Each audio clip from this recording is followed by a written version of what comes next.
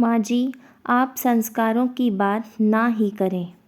गीता अपनी सास से बोली, माँ जी आज क्या बनाऊं खाने में?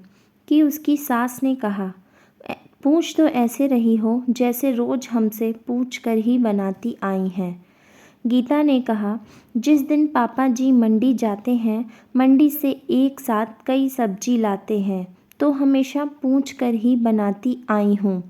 जब आप लेती हैं तो एक ही लेती हैं, उसमें भला क्या पूछना।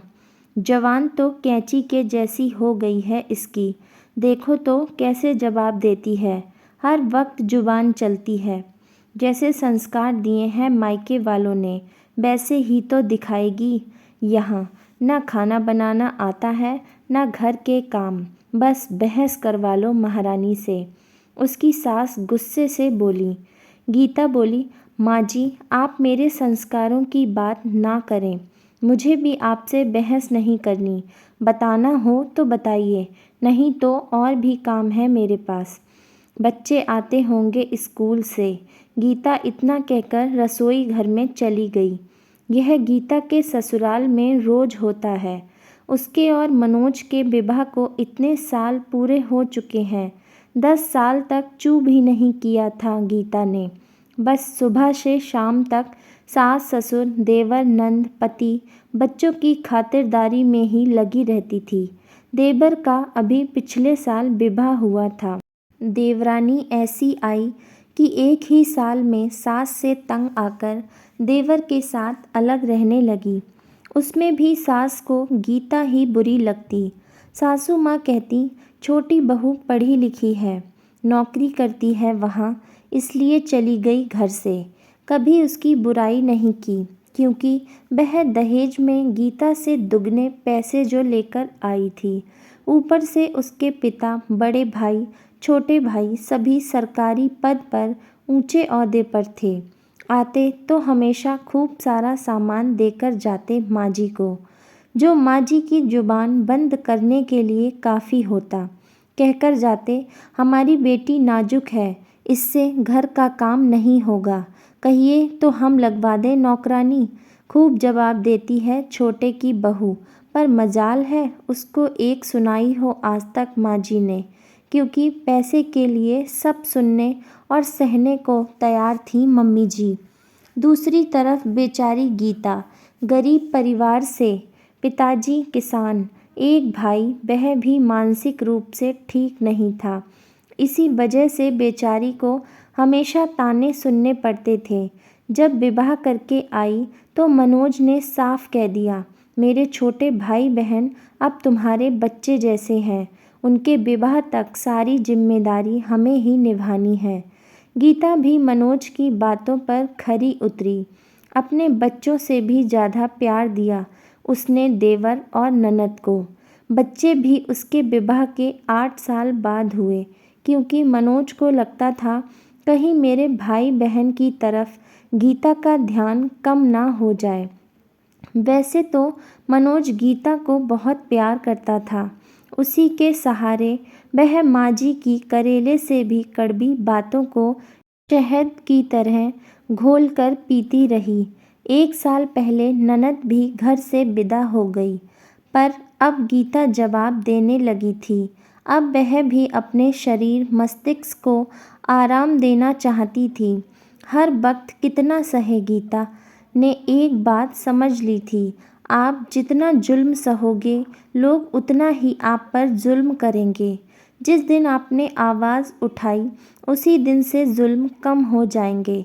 गीता खाना बना रही होती है और अपनी सोच में गुम होती है। तभी अचानक दरवाजे की घंटी बजती है। अरे गीता, सुनाई नहीं पड़ रहा क्या? कब से घंटी बज रही है? बहरी हो गई है क्या? दिखता नहीं, मैं पूजा कर रही हूँ। माँ जी इतना कहकर अपना जाप करने लगी। गीता दौड़ती हुई आई और दरवाज़ा खोला। अरे सोनम, आप इस समय? सब ठीक तो है ना? सोनम गुस्से में, अरे भाभी अंदर भी आने दोगी या बाहर ही पूछ लोगी सब? सोनम रोते हुए चिढ़कर बोली। अपनी बेटी की आवाज़ सुनकर सासू माँ पूजा बीच में ही छोड़कर आ गईं। सोनम, सब ठीक तो है ना? इतनी रात को इस वक्त अकेले आई है या दामाद जी भी साथ हैं? सोनम बोली, माँ, अनर्थ हो गया। आपकी बेटी को उसकी सास और पति ने मिलकर धक्का मारकर घर से भगा दिया और कहा, जा अपने मायके, हमें अपनी मनहूस शकल मत दिखाना आज के बाद। सासू माँ गुस्से में बोली, इतनी हिम्मत उन दो कौड़ी के लोगों की? मुझे तो पहले ही पता था वह ऐसे ही हैं, पर तुम्हारे पिताजी कहाँ मानने को तैयार थे। कहते हैं बहुत संस्कारी लोग हैं। दिख गए उनके संस्कार। तू रो मत बेटी, आने दे तेरे पिताजी को, फिर देखती हूँ इन लोगों को। गीता बोली, माँ जी, किसी भी फैसले पर पहुँचने से पहले सोनम से पूछ तो लीजिए कि बात क्या हुई। सोनम, बताओ ना, क्या हुआ? जीजा जी तो काफ़ी सुलझे हुए सरल स्वभाव के व्यक्ति हैं। मुझे नहीं लगता कि वह बेवजह इस तरह बदतमीज़ी से बात करेंगे। सासू माँ बोली, तुझे तो मेरी सोनम ही गलत लगेगी। जब से आई है बस हम माँ बेटी के पीछे ही पड़ी रहती है। गीता ने कहा, माँ जी, मैं सोनम से बात कर रही हूँ, आपसे नहीं। तो बेहतर है आप थोड़ा चुप रहें। तो बोलिए सोनम, क्या बात हुई? सोनम फपक कर रोने लगी, भाभी, मेरी कोई गलती नहीं। आप ही बताइए, किटी पार्टी में जाने में भला क्या बुराई है? आजकल सभी लेडीज़ जाती हैं। मैंने बस इतना कहा, मैं किटी जा रही हूँ, मम्मी का खाना नौकरानी बना देगी। कोई ज़रूरत हो तो बता देना। आपके जीजा जी बरस पड़े। कहते हैं दिखता नहीं कि माँ की तबीयत खराब है। तुम्हारा यह रोज़ रोज़ का बाहर जाकर पैसे खर्च करना मुझे बिल्कुल पसंद नहीं। अब आप ही बताइए, उनकी माँ तो हमेशा से ही बीमार रहती हैं, तो क्या मैं अपनी ज़िंदगी जीना छोड़ दूँ? बोलते हैं तुम जब से आई हो घर में नौकरानी का खर्चा और तुम्हारे अनाप शनाप खर्चे इतने हो गए हैं। मुझे छोटी की शादी भी करनी है। इन सब चीज़ों के लिए पैसा नहीं है मेरे पास। मुझे भी गुस्सा आ गया। मैंने भी कह दिया, कंगालों के घर में शादी हुई है। मेरे तो कर्म फूट गए। एक बीमार औरत, एक कंजूस पति, कुंवारी ननद के बीच में पिस कर रह गई हूँ मैं नौकरी कर लूँगी पर अपने शौक़ नहीं छोड़ूँगी। बस इसी बात पर इतना सुनाया भाभी कि नौकरी करनी है तो अपने मायके जाकर करो, यहाँ माँ की सेवा करनी होगी। मैं आ गई इसलिए अब मैं उस घर में कभी नहीं जाऊँगी। भाभी, कोई वहाँ मुझसे प्यार नहीं करता।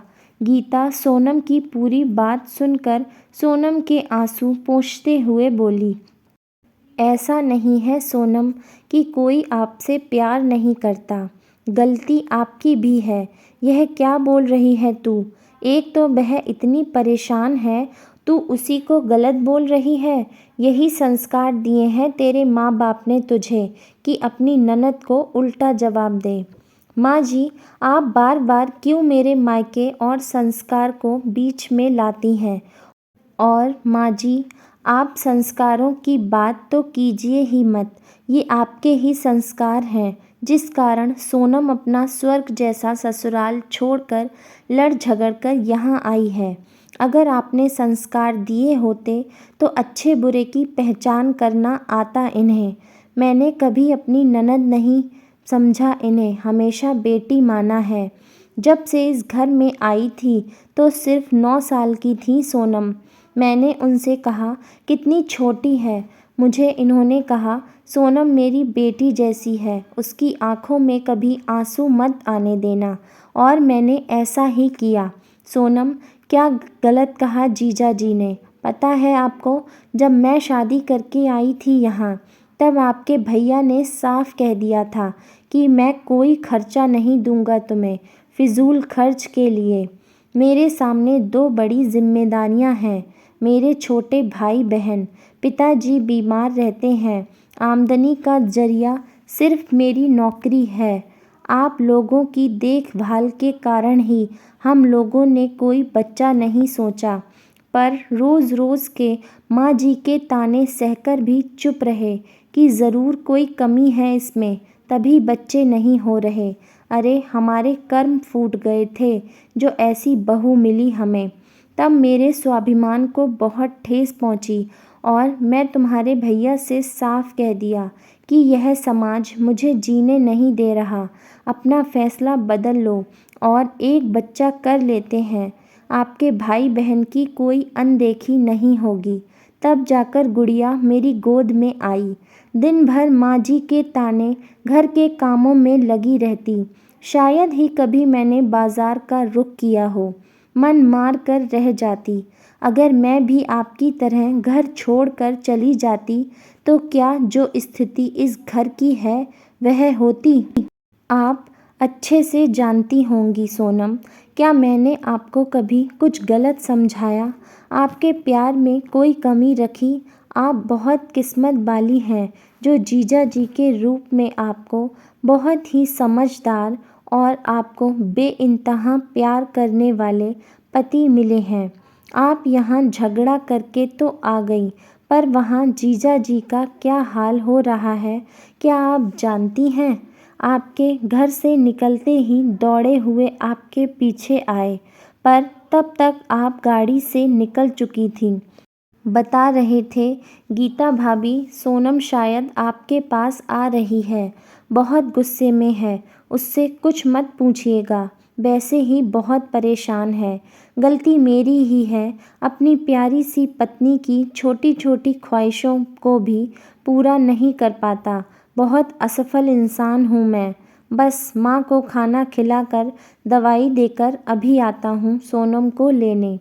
सोनम बोली, क्या भाभी, आप सच कह रही हैं? उन्होंने आपको पहले ही बता दिया था? मेरी कोई बुराई, कोई गलती नहीं बताई, फिर भी आपने बताने में इतनी देर क्यों की? पहले ही बता सकती थीं। लेकिन सोनम, मैं बस आपको इतना समझाना चाहती थी कि रिश्ते ख़त्म करना बहुत आसान है, पर उन्हें संजो कर रखना बहुत मुश्किल है। तो क्या फ़ैसला किया है आपने? कमरे में सामान रखवा दूँ आपका? आराम से यहीं रहिए, किटी पार्टी कीजिए। सोनम बोली, क्यों शर्मिंदा कर रही हैं भाभी? मुझे अपनी गलती का एहसास हो गया है। मैं भी कितनी नासमझ हूँ, अपने ही पति को समझ नहीं पाई। आप नहीं होती तो शायद आज मैं अपने घमंड के आगे अपने सबसे अनमोल रिश्ता खो देती। थैंक यू सो मच भाभी, आप दुनिया की बेस्ट भाभी हो। अरे बस बस, आपकी इसी मासूमियत भरी बातों से तो जीजा जी आपकी हर गलती नज़रअंदाज कर देते हैं। सोनम बोली, अब मैं कोई गलती नहीं करूँगी, आपकी तरह सारी जिम्मेदारियों को बखूबी निभाऊंगी। गीता बोली, यह हुई ना बात।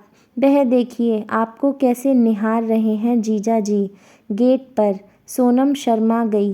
तब तक मनोज और उसके पिताजी भी आ गए। पिताजी बोले, अरे यह क्या हो रहा है? दामाद जी आए और तुरंत चल दिए? कि माँ जी ने बीच में ही कहा, कुछ नहीं, बस आज कुछ रिश्ते पक्के हो चुके हैं। किसी के संस्कारों ने आज एक घर बर्बाद होने से बचा लिया। माँ जी आज गीता को पूर्ण रूप से अपना चुकी थीं। दोनों सास बहू एक दूसरे से लिपटकर सालों के अपने रिश्ते को प्रेम रूपी माला में पिरो चुकी थीं और माँ जी के मुँह से सिर्फ इतना ही निकला, ऊपर वाले मेरी गीता जैसी बहू सबको देना। गीता भी अपनी सास को निहारती रह गई।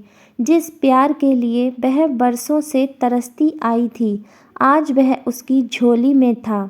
गीता ने नामुमकिन को मुमकिन कर दिया था। आज वह बहुत खुश थी।